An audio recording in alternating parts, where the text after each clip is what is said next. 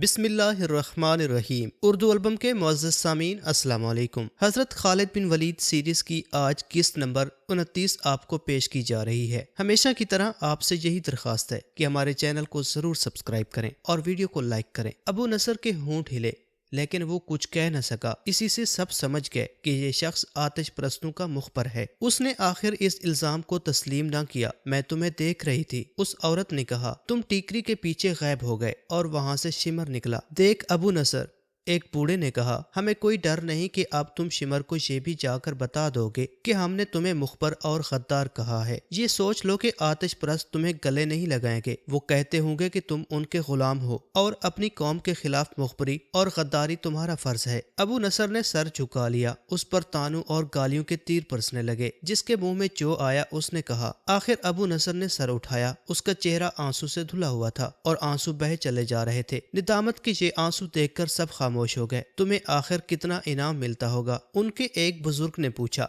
कुछ भी नहीं, अबू नसर ने सिसकी लेने के अंदाज में कहा। मैंने ये पहले ही मुखबरी की है। अगर तुम लोग मुझे मौत की सजा देना चाहो तो मुझे कबूल है। हम पूछते हैं क्यों? एक ने कहा, आखिर तुमने ये हरकत क्यों की? मेरी मजबूरी, अबू नसर ने जवाब दिया। परसों की बात है, उस कमानदार ने मुझे रास्ते में रोक कर कहा था कि मैं जोरा के घर पर नजर रखूं। इसका मतलब ये था कि मैं ये नजर रखूं कि जोरा घर से भाग न जाए और उसे किसी जवान आदमी के साथ अलग तलग खड़ा देखूं तो उसे इतला दूं। मैंने उसे कहा कि मैं उस लड़की पर नजर रखूंगा, लेकिन मेरी दो बेटियों पर कौन नजर रखेगा?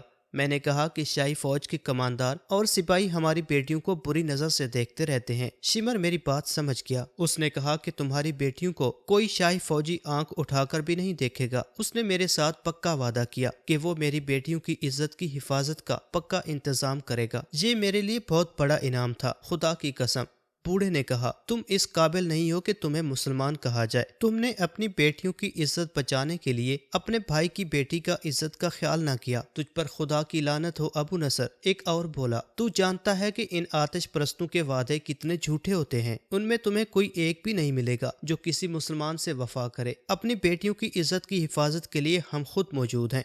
एक और ने कहा, तुम्हारी बेटियां हमारी बेटियां हैं, मैं उसे माफ करता हूँ। जोहरा के बाप सऊद ने कहा, और मैं भी इसे माफ करता हूँ।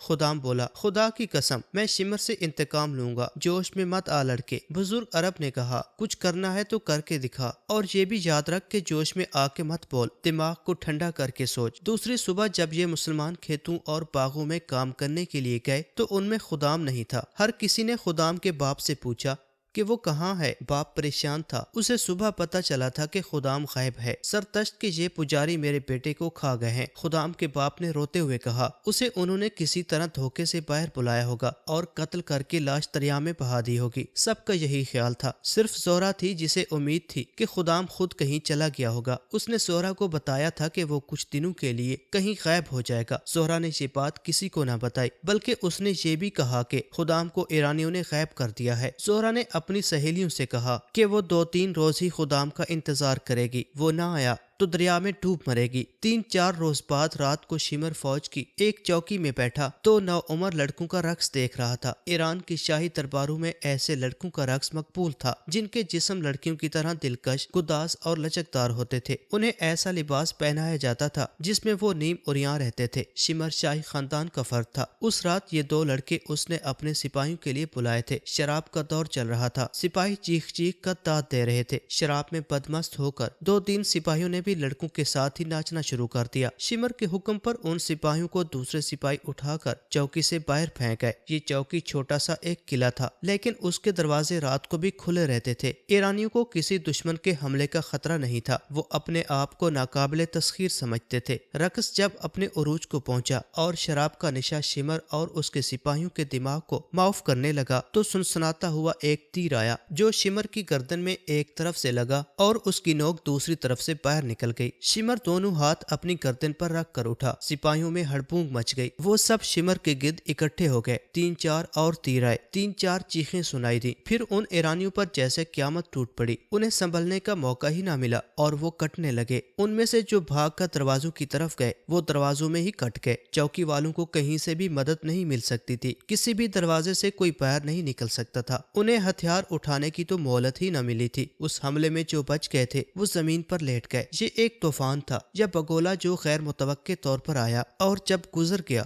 تو اپنے ساتھ وہ تمام مال و دولت جو اس چوکی میں تھا لے گیا۔ پیچھے لاشیں رہ گئیں، یا تڑپتے ہوئے زخمی، یا وہ اچھے بھلے ایرانی سپاہی جو جان بچانے کے لیے لاشوں اور زخمیوں میں لیٹ گئے تھے۔ صبح ہوئی، مسلمان کھیتوں اور باغوں میں کام کرنے کے لیے گھروں سے نکل رہے تھے کہ گھڑ سوار ایرانی فوج نے ان کی بستی کو گھیرے میں لے لیا۔ دوسری چوکی کو اس وقت اس چوکی پر حملے کی اطلاع ملی تھی جب حملہ آور اپنا کام کر کے بہت دور نکل گئے تھے۔ مسلمانوں کو کام پر جانے سے روک لیا گیا۔ ایرانی فوجیوں نے مردوں کو الگ اکٹھا کر کے کھڑا کر دیا اور ان کے گھروں سے عورتوں کو باہر نکال کر مردوں سے دور کھڑا رہنے کا حکم دیا گیا۔ فوجی ان کے گھروں میں گھس گئے اور اس طرح تلاشی لی جیسے ان کے مکانوں کے فرش بھی کھود کر دیکھے ہوں۔ انہیں کسی گھر سے ایسی کوئی چیز نہ ملی جو شک پیدا کرتی، البتہ سپاہیوں کو اپنے کام کی جو چیزیں نظر آئیں وہ انہوں نے اٹھا لی۔ پھر انہوں نے عورتوں اور مردوں کو اکٹھا کھڑا کر کے انہیں دھمکیاں دی۔ مسلمانوں کے ساتھ یہ سلوک ان کے لیے نیا نہیں تھا، کسی نہ کسی بہانے ان کے گھروں کی تلاشی ہوتی رہتی تھی۔ اس کے بعد انہیں اسی طرح کی دھمکیاں ملتی تھیں،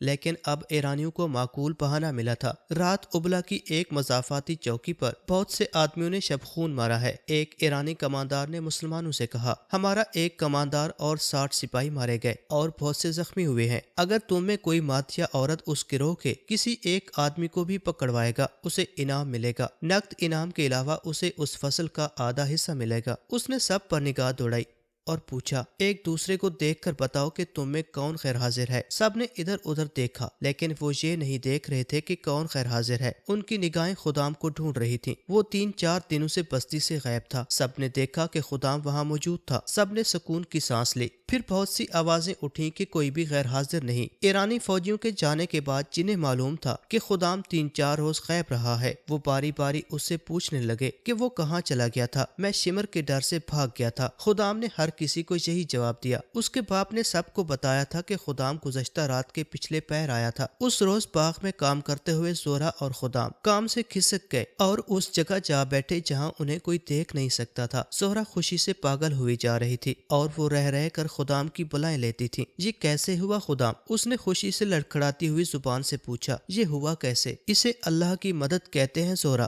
خدام نے کہا، اب نہ کہنا کہ خدا مدد نہیں کرتا۔ خدام، زہرا سنجیدہ ہو گئی جیسے اس کے ہونٹوں پر کبھی مسکراہٹ آئی ہی نہ ہو۔ خدام کے چہرے پر نظریں کاٹ کر قدرے پریشان لہجے میں بولی، سچ کہو خدام، شمر کے قاتل تم ہی تو نہیں؟ کہتے ہیں رات صحرائی ڈاکوں کے بہت بڑے گروہ نے شمر کی چوکی پر اس وقت شب خون مارا جب وہ شراب اور رقص میں بدمست تھے۔ ایسا تو نہیں کہ تم ان ڈاکوں سے جا؟ خدام کے اچانک کہکے نے بنت سعود کی بات پوری نہ ہونے دی۔ وہ ہنستا ہی رہا جیسے اسے بڑا مذاق اس نے کبھی سنا ہی نہ ہو۔ خدام نے کہکے میں ایک راز چھپا لیا تھا۔ زہرا کو یہ خطرہ نظر آیا تھا کہ خدام غیر معمولی طور پر دلیر، غیرت مند اور جسمانی لحاظ سے طاقتور اور پھرتیلا ہے۔ کہیں ایسا تو نہیں ہوا کہ وہ شمر کو قتل کروانے کے لیے ڈاکوؤں کے گروہ سے جا ملا ہو؟ اس زمانے میں صحرائی ڈاکوؤں کے گروہ فوجی دستوں کی طرح اپنی کارروائیاں کرتے تھے۔ وہ مسافروں کے قافلوں کو لوٹتے اور اگر فوج کے مقابلے میں آ جاتے تو جم کر مقابلہ کرتے اور لڑتے لڑتے یوں غائب ہو جاتے جیسے انہیں صحرا کی ریت اور ریتلے ٹیلوں نے نگل لیا ہو۔ زہرا نے کئی بار دیکھا تھا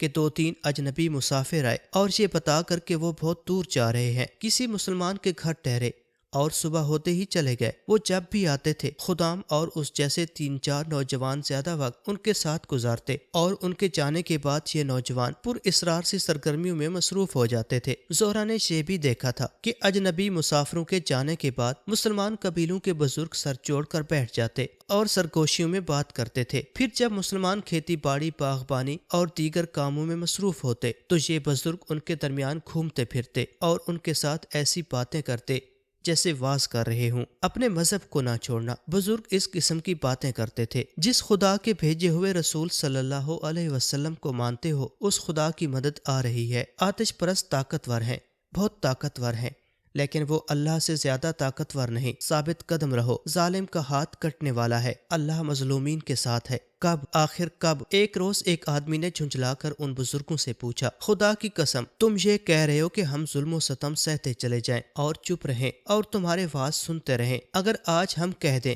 کہ ہم مسلمان نہیں اور اسلام کے ساتھ ہمارا کوئی تعلق نہیں تو غلامی کی زنجیریں ٹوٹ جائیں۔ خدا کی مدد آ رہی ہے، کب آ رہی ہے اسے بتاؤ۔ ایک بزرگ نے اس آدمی کے ساتھ کام کرنے والے ایک آدمی سے کہا، اسے اچھی طرح سمجھاؤ، اسے بتاؤ کہ اس علاقے میں یہ صدیوں پرانے کھنڈر ہیں، خدا کا ہاتھ ان میں سے اٹھے گا اور ظالم کا ہاتھ کٹ جائے گا۔ ان بزرگوں کے سینے میں وہی راز تھا جو خدام نے زہرہ بنت سعود سے چھپا لیا تھا۔ ایرانی کماندار شمر کی چوکی پر جو اتنا زبردست شب خون مارا گیا تھا وہ پہلا شب خون نہیں تھا، ابلا کے علاقے میں یہ پہلا تھا۔ یہ چوکی چونکہ آبادی کے قریب تھی اس لیے ان مسلمانوں کو پتہ چل گیا تھا، اگر ان کے گھروں کی تلاشی نہ لینی ہوتی تو شاید انہیں پتہ ہی نہ چلتا۔ عراق کے سرحدی علاقے میں یہ دوسری تیسری رات ایرانیوں کی کسی نہ کسی چوکی پر ایسا ہی شب خون پڑتا اور شب خون مارنے والے چوکی میں قتل و غارت کر کے وہاں سے جو مال اور سامان ہاتھ لگتا لے کر غائب ہو جاتے۔ 2 بار ایرانی فوج نے یہ جوابی کارروائی کی کہ کثیر تعداد گھڑ سوار دستہ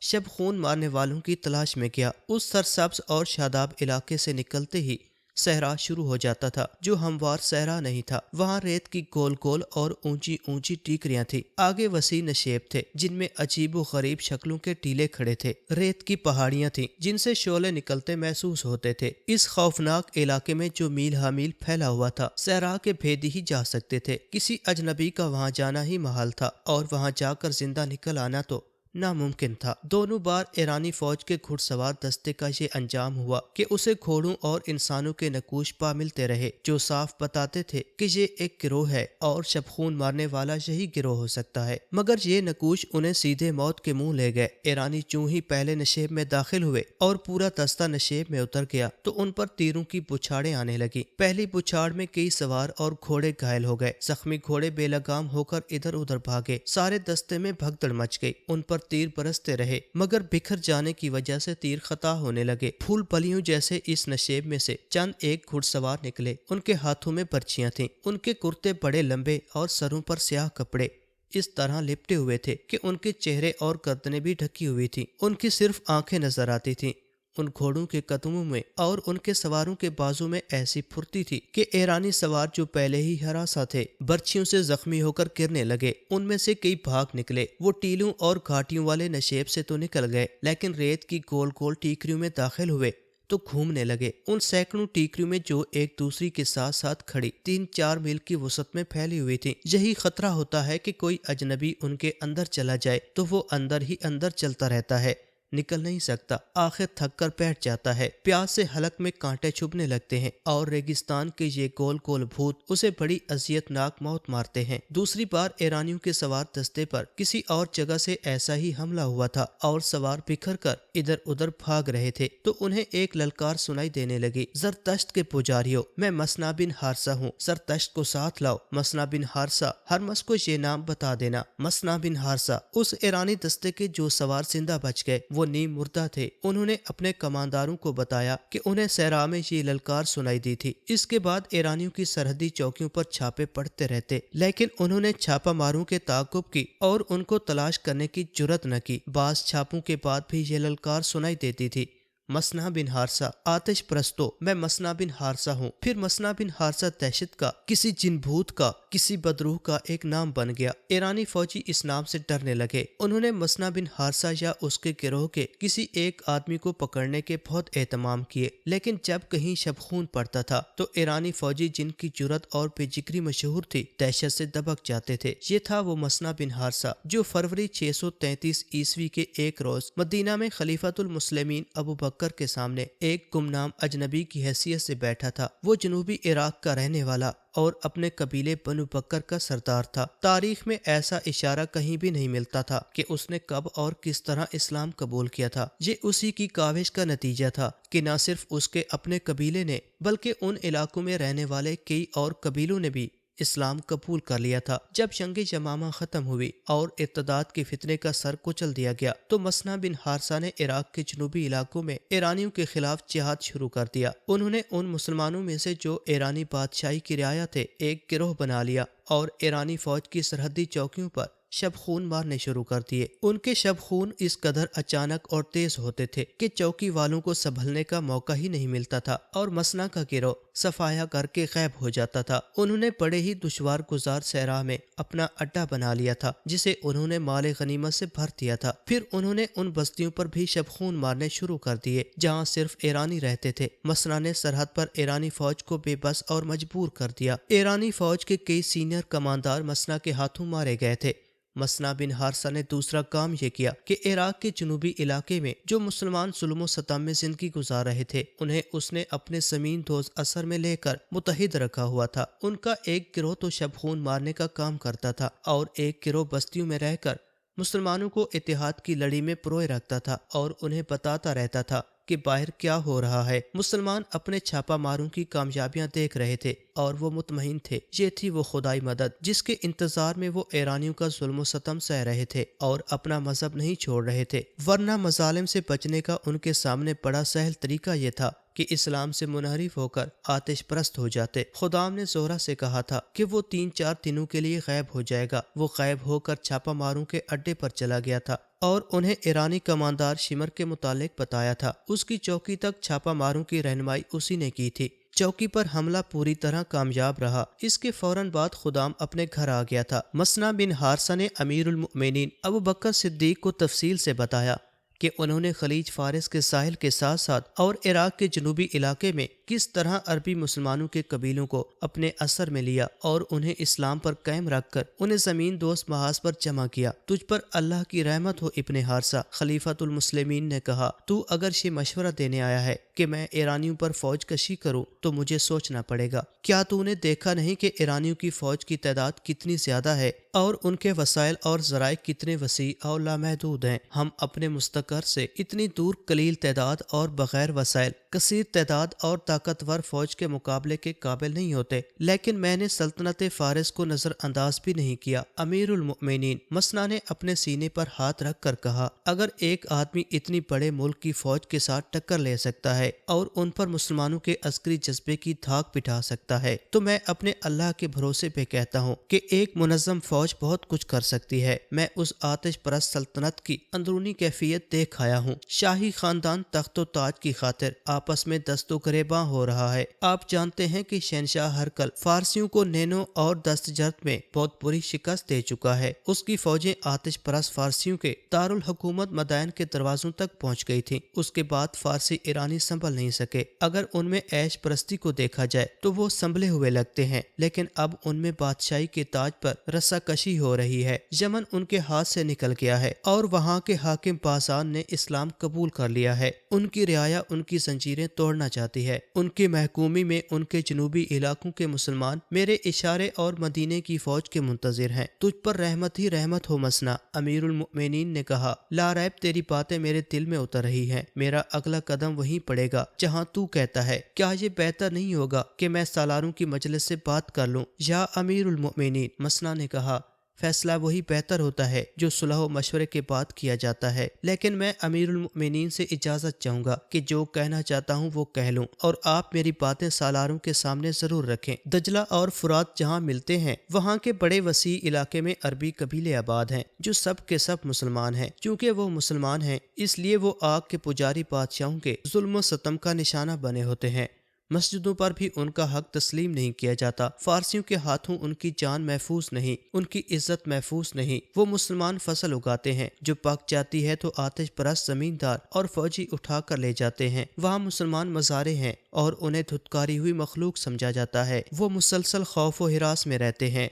उनके खिलाफ इल्ज़ाम सिर्फ ये है कि वो मुसलमान हैं और कुफ्र के तूफानों में भी वो इस्लाम की शमع रोशन किए हुए हैं। वो मदीने को रोशनी का मीनार समझते हैं। अमीरुल मोमिनीन, अगर आप बैठे ये सोचते रहें कि दुश्मन बहुत ताकतवर है तो वो रोज़ बरोज़ ताकतवर होता जाएगा और मुसलमान मायूस होकर अपनी भलाई का कोई ऐसा तरीका सोच लेंगे जो इस्लाम के मनाफी होगा। मेरे छापा मारों ने जो कामयाबियां हासिल की हैं और आपकी फौज के लिए जो जमीन हमवार की है वो दुश्मन के हक में चली जाएगी। क्या रसूलुल्लाह सल्लल्लाहु अलैहि वसल्लम मजलूम मुसलमानों की मदद को नहीं पहुंचा करते थे?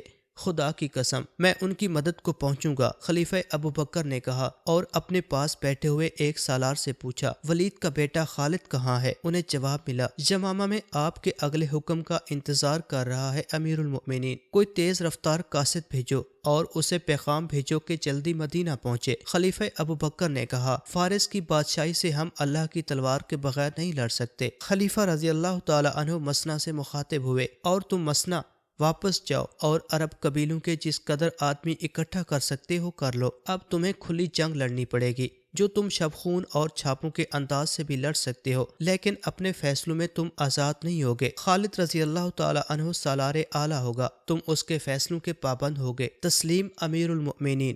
مسنا بن حارثہ نے کہا ایک اور عرض ہے، اس علاقے میں جو عرب قبیلے ہیں وہ سب کے سب مسلمان نہیں، ان میں عیسائی بھی ہیں اور دوسرے عقیدوں کے لوگ بھی، وہ سب آتش پرستوں کے خلاف ہیں۔ فارس کے آتش پرست ان کے ساتھ بھی وہی سلوک کرتے ہیں جو مسلمانوں کے ساتھ کر رہے ہیں۔ اگر اللہ تعالیٰ نے ہمیں فتح عطا فرمائی تو غیر مسلم عربوں کے ساتھ ایسا ہی سلوک ہونا چاہیے جیسے وہاں کے عرب مسلمانوں کے ساتھ ہوگا، ایسے ہی ہوگا۔ امیر المؤمنین ابو بکر نے کہا جنہوں نے اسلام کے خلاف کچھ نہیں کیا، اسلام ان کی پریشانی کا باعث نہیں بنے گا، تم آج ہی روانہ ہو جاؤ۔ خالد اس وقت یمامہ میں تھے، ان کی دونوں نئی بیویاں لیلا ام تمیم اور بنت مجاہ ان کے ساتھ تھیں۔ امیر المؤمنین کا پیغام ملتے ہی خالد یمامہ سے روانہ ہوئے اور مدینہ پہنچ گئے۔ کیا مسنا بن حارثہ کا نام تم نے کبھی سنا ہے؟ خلیفہ رضی اللہ تعالی عنہ نے خالد رضی اللہ تعالی عنہ سے پوچھا۔ سنا ہے، خالد نے جواب دیا، اور یہ بھی سنا ہے کہ فارسیوں کے خلاف اس نے ذاتی قسم کی جنگ شروع کر رکھی ہے، لیکن مجھے یہ معلوم نہیں کہ اس کی ذاتی جنگ ذاتی مفاد کے لیے ہے یا وہ اسلام کی خاطر لڑ رہا ہے۔ وہ یہاں آیا تھا۔ امیر المؤمنین نے کہا جہاد جو اس نے شروع کر رکھا ہے اس میں اس کا کوئی ذاتی مفاد نہیں، میں نے اس لیے تمہیں بلایا ہے کہ تم سے مشورہ کر لوں کہ مسنا ہم سے جو مدد مانگتا ہے وہ اسے دی جائے یا اس وقت کا انتظار کیا جائے جب ہم فارسیوں کی اتنی بڑی قوت کے خلاف لڑنے کے قابل ہو جائیں گے۔ وہ کس قسم کی جنگ لڑ رہا ہے؟ خالد نے پوچھا۔ امیر المؤمنین نے خالد کو پوری تفصیل سے بتایا کہ مسنا شبخون کی نوعیت کی جنگ لڑ رہا ہے اور اس وقت تک وہ کتنی کامیابیاں حاصل کر چکا ہے۔ اس کی سب سے بڑی کامیابی تو یہ ہے خالد، خلیفہ نے کہا، کہ اس نے زرتشتوں کے محکوم مسلمانوں کو متحد رکھا ہوا ہے اور ان میں ایسا جذبہ پیدا کیا ہے کہ انہوں نے زرتشتوں کے ظلم و ستم میں اپنے سینوں میں اسلام کو زندہ رکھا ہوا ہے۔ ابلا اور عراق کے دوسرے علاقوں میں جہاں مسلمان آباد ہیں وہ فارسیوں کے غیر انسانی تشدد کا نشانہ بنے ہوئے ہیں۔ ان حالات میں اپنے عقیدوں کو سینے سے لگائے رکھنا بے معنی سا بن جاتا ہے۔ وہ مسلمان صرف اتنا کہہ دیں کہ مدینہ اور اسلام سے ان کا کوئی تعلق نہیں تو ان کے سارے مصائب ختم ہو جائیں گے۔ یہ مسنا اور اس کے چند ایک ساتھیوں کا کمال ہے کہ انہوں نے ان حالات میں بھی وہاں کے مسلمانوں کو اسلام سے منحرف ہونے نہیں دیا۔ اس کے علاوہ انہیں اپنے عقیدے کا اتنا پکا بنا رکھا ہے کہ وہ زرتشتوں کے خلاف زمین دوز کاروائیوں میں مصروف رہتے ہیں۔ امیر المؤمنین، خالد نے کہا، مسنا نے کچھ کیا ہے یا نہیں کیا؟ مسلمان کی حیثیت سے ہم پہ یہ فرض عائد ہوتا ہے کہ جو مسلمان غیر مسلموں کے جور و ستم کا نشانہ بنے ہوئے ہوں ان کی مدد کو پہنچیں۔ کیا تم یہ مشورہ دیتے ہو کہ ہمیں ایرانیوں سے ٹکر لے لینی چاہیے؟ خلیفہ نے پوچھا۔ ہاں امیر المؤمنین، خالد نے کہا، ٹکر کیوں نہ لی جائے؟ جہاں تو صورتحال کچھ اور ہے، جیسا کہ آپ نے بتایا ہے کہ مسنا سے وہاں کچھ کامیابیاں حاصل کر لی ہیں اور اس نے ہمارے حملے کے لیے راہ ہموار کر دی ہے۔ شبخون اور چھاپے مارنے والے اتنا ہی کر سکتے ہیں جتنا مسنا نے کیا ہے۔ وہ کسی علاقے پر قبضہ نہیں کر سکتے۔ قبضہ کرنا منظم لشکر کا کام ہے، یہ کام ہمیں ہر قیمت پر کرنا چاہیے۔ اگر ہم نے مسنا کی کامیابیوں کو آگے نہ بڑھایا تو اس کے دو نقصان ہوں گے، ایک یہ کہ یہ کامیابیاں ضائع ہو جائیں گی اور دوسرے یہ کہ زرتشت مسنا اور تمام مسلمانوں سے بہت برا انتقام لیں گے۔ اس کے علاوہ فارسی دلیر ہو جائیں گے، جیسا کہ مسنا نے آپ کو بتایا ہے کہ اس نے ایرانیوں کو اس قدر نقصان پہنچایا ہے کہ ان کے حوصلے مجروح ہو گئے ہیں۔ اگر انہیں دم لینے کا موقع دے دیا گیا تو وہ اپنے محکوم مسلمانوں کو قتل کریں گے اور اس خطرے کو ختم کر کے وہ اس سرحدی علاقے کو پہلے سے زیادہ مضبوط کر لیں گے۔ اپنے علاقوں کو محفوظ کرنے کے لیے وہ اپنی سرحد کے باہر کے علاقوں پر بھی قابض ہو سکتے ہیں۔ اس خطرے سے محفوظ رہنے کی یہی ایک صورت ہے کہ ہم مسنا کی مدد کو پہنچیں اور بیشتر اس کے کہ زرتشت ہماری طرف بڑھیں، ہم انہیں ان کے اپنے علاقے سے بھی پیچھے ہٹنے پر مجبور کر دیں۔ خلیفہ ابو بکر نے خالد کو یہ ہدایت دے کر رخصت کر دیا کہ وہ اپنے لشکر کو ساتھ لے کر عراق کی طرف پیش قدمی کریں۔ خلیفہ ابو بکر صدیق نے کہا، تمہارے لشکر میں زیادہ تعداد ان لوگوں کی ہے جو بڑے لمبے عرصے سے گھروں سے دور لڑ رہے ہیں، انہیں فارسیوں جیسے طاقتور دشمن کے خلاف لڑانا مجھے اچھا نہیں لگتا، میں کسی کو مجبور نہیں کروں گا، بہتر صورت یہ ہوگی کہ تم رضاکاروں کی ایک فوج بناؤ، اس میں ایسے آدمیوں کو رکھو جو مرتدین کے خلاف لڑ چکے ہیں، تمہارے ساتھ کچھ ایسے آدمی بھی ہوں گے جو مرتدین کے ساتھ تھے، شکست کھا کر انہوں نے اپنی خیریت اسی میں سمجھی کہ وہ اسلامی لشکر میں شامل ہو جائیں، ایسے کسی آدمی کو اپنے لشکر میں نہ رکھنا، ہم بڑے طاقتور دشمن کو للکارنے جا رہے ہیں، میں اس لیے کوئی خطرہ مول نہیں لینا چاہتا۔ امیر المؤمنین خالد نے پوچھا، کیا آپ مجھے یہ اجازت دے رہے ہیں کہ ان لوگوں کو اپنے لشکر سے نکال دوں؟ نکال دینا اور بات ہے ولید کے بیٹے، خلیفہ ابو بکر نے کہا، تم اپنے لشکر سے یہ کہنا کہ جو آدمی اپنے گھر کو جانا چاہتا ہے اسے جانے کی اجازت ہے، پھر دیکھنا تمہارے ساتھ کون رہتا ہے، اگر تمہارا لشکر بہت کم رہ گیا تو خلافت اس کی کمی کو کسی نہ کسی طرح پورا کرے گی، جاؤ ولید کے بیٹے، اللہ تمہارے ساتھ ہے۔ خلیفہ ابو بکر عزم اور ایمان کے پکے تھے، انہوں نے عراق پر حملے کا جو فیصلہ کیا تھا اس پر وہ ہر حال میں ہر قیمت پر، خالد تو چاہتے ہی یہی تھے کہ انہیں لڑنے کا موقع ملتا رہے، انہوں نے خلیفہ کے ارادے کو اور زیادہ پختہ کر دیا۔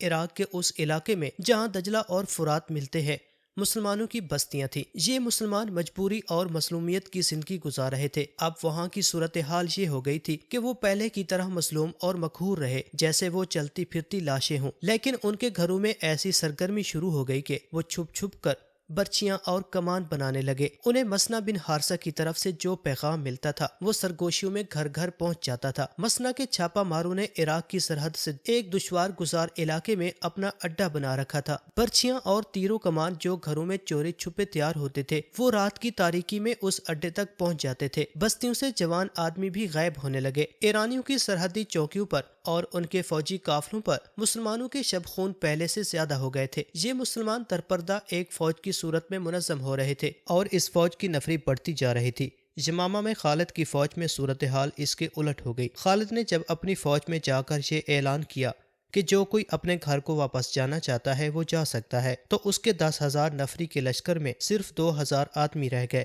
8,000 آدمی مدینے کو روانہ ہو گئے۔ خالد نے خلیفہ کے نام پیغام لکھا جس میں انہوں نے لکھا کہ ان کے پاس صرف 2,000 کی نفری رہ گئی ہے۔ خالد نے زور دے کر لکھا کہ انہیں فوری طور پر کمک کی ضرورت ہے۔ امیر المؤمنین ابو بکر صدیق اپنی مجلس میں بیٹھے تھے، خالد کے قاصد نے انہیں خالد کا تحریری پیغام دیا، خلیفہ رضی اللہ تعالی عنہ نے یہ خط بلند آواز سے پڑھنا شروع کر دیا، اس سے ان کا مقصد یہ تھا کہ مجلس میں ان کے جو مشیر اور دیگر افراد بیٹھے ہیں وہ سن لیں تاکہ کوئی مشورے دے سکے۔ امیر المؤمنین، ایک مشیر نے کہا، خالد کے لیے کمک بہت جلدی چلی جانی چاہیے، 2,000 نفری سے زرتشتوں کے خلاف لڑائی کی سوچی بھی نہیں جا سکتی، قعقاع بن عمرو کو بلاؤ۔ امیر المؤمنین نے حکم دیا، تھوڑی دیر بعد کھٹے ہوئے جسم کا ایک قدآور نوجوان خلیفہ کے سامنے آن کھڑا ہوا۔ قعقاع، امیر المؤمنین نے اس نوجوان سے کہا، خالد کو کمک کی ضرورت ہے، تیاری کرو اور فوراً یمامہ پہنچو اور اس سے کہو کہ میں ہوں تمہاری کمک۔ یا امیر المؤمنین، ایک بشیر نے حیران ہو کر کہا، خدا کی قسم آپ مذاق نہیں کر رہے، لیکن اس سالار کو جس کی 8,000 فوج اس کا ساتھ چھوڑ گئی ہو، ایک آدمی کی کمک دینا مذاق لگتا ہے۔ امیر المؤمنین ابو بکر رضی اللہ تعالی عنہ ضرورت سے زیادہ سنجیدہ تھے، انہوں نے قعقاع بن عمرو کو سر سے پاؤں تک دیکھا اور سکون کی آہ لے کر بولے، مجاہدین کے جس لشکر میں قعقاع جیسا جوان ہوگا وہ لشکر شکست نہیں کھائے گا۔ قعقاع رضی اللہ تعالی عنہ اسی وقت گھوڑے پر سوار ہوئے اور مدینے سے نکل گئے۔ مشہور مورخ طبری، ابن اسحاق، واقدی اور سیف بن عمر نے یہ واقعہ بیان کرتے ہوئے لکھا ہے کہ اس سے پہلے بھی ایک ایسا واقعہ ہو چکا تھا، ایک سالار ایاز بن غنم نے محاذ سے مدینہ میں قاصد بھیجا تھا کہ کمک کی ضرورت ہے، عبد بن ایف الحمیری کو کمک کے طور پر بھیجا تھا، اس وقت بھی اہل مجلس نے حیرت کا اظہار کیا تھا اور امیر المؤمنین نے یہی جواب دیا تھا جو قعقاع کو خالد کے پاس بھیجنے پر دیا۔ حقیقت یہ تھی کہ خلیفہ ابو بکر رضی اللہ تعالی عنہ خالد رضی اللہ تعالی عنہ کو مایوس نہیں کرنا چاہتے تھے، لیکن مدینے میں کمک نہیں تھی، صرف یہی ایک محاذ نہیں تھا، اس وقت تمام کے تمام مشہور سالار مختلف محاذوں پر لڑ رہے تھے اور یہ ساری جنگ ارتداد کے خلاف لڑی جا رہی تھی، اسلام کے دشمن دیکھ چکے تھے، چنانچہ اسلام کو کمزور کر کے ختم کرنے کا انہوں نے یہ طریقہ اختیار کیا کہ کئی افراد نے نبوت کا دعویٰ کر دیا اور اپنے اپنے طریقوں سے پیروکار بنا لیے۔ متعدد ایسے قبیلے جو اسلام قبول کر چکے تھے اسلام سے منحرف ہو گئے اور اسلام سے انحراف کا یہ سلسلہ تیز ہوتا جا رہا تھا۔ ارتداد کے فتنے کے پیچھے یہودیوں کا ہاتھ تھا۔ خلیفہ ابوبکر کی خلافت اسی فتنے کے خلاف برسر پیکار رہی۔ اس فتنے کو واعظوں اور تبلیغی لیکچروں سے نہیں دبایا جا سکتا تھا، اس کے لیے مسلح جہاد کی ضرورت تھی۔ یہ جنگی پیمانے کی مہم تھی جسے سر کرنے کے لیے مدینہ فوج سے خالی ہو گیا تھا۔ کمزور محاذوں کو کمک دینے کے لیے دوسرے محاذوں سے فوج بھیجی جاتی تھی۔ امیر المؤمنین نے خالد کو صرف ایک آدمی دینے پر اکتفا نہ کیا، انہوں نے دو طاقتور قبیلوں مفر اور ربیہ کے سرداروں کو یہ پیغام بھیجے کہ خالد کو زیادہ سے زیادہ آدمی دیں۔ کعکا بن عمرو جب خالد کے پاس پہنچا تو خالد نے اپنے خیمے میں غصے سے ٹہلتے ہوئے کہا، صرف ایک آدمی؟ کیا میں نے امیر المؤمنین کو بتایا نہیں کہ میرے پاس صرف 2000 لڑنے والے رہ گئے ہیں اور خلافت مجھ سے توقع رکھتی ہے کہ میں فارس کی اس فوج سے ٹکر لوں جو زرہ میں ڈوبی ہوئی ہے؟ میرے سالار کعکا نے کہا، میں 8000 کی کمی پوری نہیں کر سکتا، خدا کی قسم کوئی کمی رہنے بھی نہیں دوں گا۔ وقت آنے دے، جس رسول صلی اللہ علیہ وسلم کا کلمہ پڑھتا ہوں اس کی روح مقدس کے آگے تمہیں شرمسار نہیں ہونے دوں گا، میں شمامہ میں بیٹھا نہیں رہوں گا۔ خالد نے ایسے کہا جیسے اپنے آپ سے بات کر رہے ہوں، مسنا میرا انتظار کر رہا ہوگا، میں اسے اکیلا نہیں چھوڑوں گا۔ لیکن خالد خاموش ہو گئے۔ انہوں نے اوپر دیکھا اور سرگوشی میں کہا، خدائے عز و جل، میں نے تیرے نام کی قسم کھائی ہے، اپنے نام کی خاطر میری مدد کر، مجھے ہمت اور استقلال عطا فرما کہ میں اس آگ میں کود کر اسے ٹھنڈا کر دوں جس کی زرتشت عبادت کرتے ہیں۔ میں گواہی دیتا ہوں کہ تیرے سوا عبادت کے لائق کوئی نہیں اور محمد صلی اللہ علیہ وسلم تیرے رسول ہیں۔ کیا تو ہمت ہار رہا ہے ولید کے بیٹے؟ لیلا نے کہا، کیا تو نے نہیں کہا تھا کہ اللہ کی راہ میں لڑنے والوں کی اللہ مدد کرتا ہے؟ میں ہمت نہیں ہاروں گا۔ خالد نے کہا، میں شکست کا عادی نہیں، اللہ مدد کرے گا، خدا کی قسم میں جاہ و جلال کا طلبگار نہیں، مجھے فارس کے بادشاہ کا تخت نہیں چاہیے، مجھے وہ زمین چاہیے جو اللہ کی ہے اور اس پر بسنے والے اللہ اور اس کے رسول کے نام لیوا ہوں گے۔ وہ 2000 مجاہدین جو خالد کے ساتھ رہ گئے تھے یمامہ کے ایک میدان میں خالد کے ساتھ کھڑے تھے۔ خالد گھوڑے پر سوار تھے۔ مجاہدین اسلام، خالد اپنی اس قلیل فوج سے بڑی بلند آواز سے مخاطب ہوئے، اللہ تعالیٰ نے ہمیں اسلام کا نام دور دور تک پہنچانے کے لیے چنا ہے۔ وہ جنہیں اپنے گھر اور اپنے مال و عیال عزیز تھے چلے گئے ہیں، ہمیں ان سے گلہ نہیں، انہوں نے خاک و خون کے راستوں پر ہمارا ساتھ دیا تھا، بڑے لمبے عرصے تک وہ ہمارے ہم سفر رہے، اللہ انہیں جہاد کا صلہ عطا فرمائے۔ تم نے میرا ساتھ نہیں چھوڑا، اس کا اجر میں نہیں اللہ دے گا۔ ہم بہت ہی طاقتور دشمن پر حملہ کرنے جا رہے ہیں، مت دیکھو ہماری تعداد کتنی ہے، بدر کے میدان میں تم کتنے اور قریش کتنے تھے، احد میں بھی مسلمان تھوڑے تھے، میں اس وقت مسلمانوں کے دشمن قبیلے کا فرد تھا، تم میں بھی ایسے موجود ہیں جو قبول اسلام سے پہلے بدر کے میدان میں مسلمانوں کے خلاف لڑے تھے، کیا ہم نے کہا نہیں تھا کہ ان تھوڑے سے مسلمانوں کو ہم گھوڑوں کے سمو تلے کچل ڈالیں گے؟ کیا تمہیں یاد نہیں کہ ہم جو تعداد میں بہت زیادہ تھے ان کے ہاتھوں پسپا ہوئے تھے جو تعداد میں بہت تھوڑے تھے؟ کیوں ایسا کیوں ہوا تھا؟ اس لیے کہ مسلمان حق پر تھے اور اللہ حق پرستوں کے ساتھ ہوتا ہے۔ آج تم حق پرست ہو۔ خالد کے ہاتھ میں ایک کاغذ تھا جو انہوں نے کھول کر اپنے سامنے کیا۔ امیر المؤمنین نے ہمارے نام ایک پیغام بھیجا ہے، انہوں نے لکھا ہے کہ میں خالد بن ولید کو فارسیوں کے خلاف جنگ لڑنے کے لیے بھیج رہا ہوں، تم سب خالد کی قیادت میں اس وقت تک جنگ جاری رکھو گے جب تک تمہیں خلافت کی طرف سے حکم نہیں ملتا، خالد کا ساتھ نہ چھوڑنا اور دشمن کتنا ہی طاقتور کیوں نہ ہو بزدلی نہ دکھانا۔ تم ان میں سے ہو جنہوں نے اس اجازت کے باوجود کہ جو گھروں کو جانا چاہتے ہیں جا سکتے ہیں، اللہ کی تلوار کا ساتھ نہیں چھوڑا، تم نے اپنے لیے وہ راستہ منتخب کیا ہے جو اللہ کی راہ کہلاتا ہے۔ تصور میں لاؤ اس ثواب عظیم کو جو اللہ کی راہ پر چلنے والوں کو ملتا ہے۔ اللہ تمہارا حامی و ناصر ہو، تمہاری کمی وہی پوری کرے گا، اسی کی رضا اور خوشنودی کے طلبکار رہو۔ ایک مورخ ازدی نے اس خط کا پورا متن اپنی تاریخ میں دیا ہے، معلوم نہیں ابن خلدون اور ابن اسیر نے جن کی تحریریں مستند مانی جاتی ہیں اس خط کا ذکر کیوں نہیں کیا۔ ان 2000 مجاہدین کو کسی واعظ کی یا اشتعال انگیزی کی ضرورت نہیں تھی، یہ تو رضاکارانہ طور پر خالد کے ساتھ رہ گئے تھے۔ ان میں بیشتر ایسے تھے جنہوں نے رسول کریم صلی اللہ علیہ وسلم کے دست مبارک پر بیعت کی اور اسلام قبول کیا اور آپ صلی اللہ علیہ وسلم کی قیادت میں لڑائیاں لڑی تھیں۔ حضور اکرم صلی اللہ علیہ وسلم کے وصال کے بعد وہ یوں محسوس کرتے جیسے آپ صلی اللہ علیہ وسلم کی روح مقدس ان کی قیادت کر رہی ہو۔